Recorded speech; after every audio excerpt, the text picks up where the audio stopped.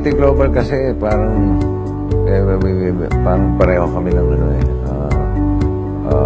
panuntunan sa buhay, lalo na pagdating sa mga kababayan natin, mga OFWs,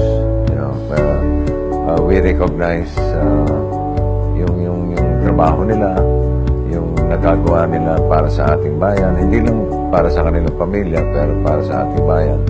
And for me, they have a special place sa puso ko Just like City Global, kasi yun ang kanilang pangunahing gustong tulungan, mga OFWs na mga nakakaipon and makapag-invest at makapagpasarap sa buhay, maging bossing ng kanilang mga pinaghirapan habang sila nagtatrabaho. Hindi biro trabaho sa abroad So, kailangan nilang may premyo din.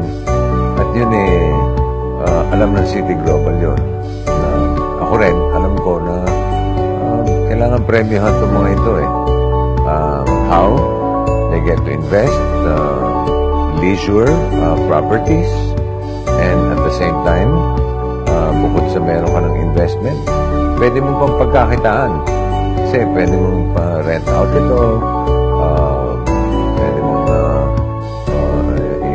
i-lease or something, na nagagamit mo na, nagdadala mo yung pamilya mo doon, nakakapag-relax ka, makakapag-enjoy ka sa mga pinaghirapan mo, and more importantly, kikita pa yung kinita mo. Yun ang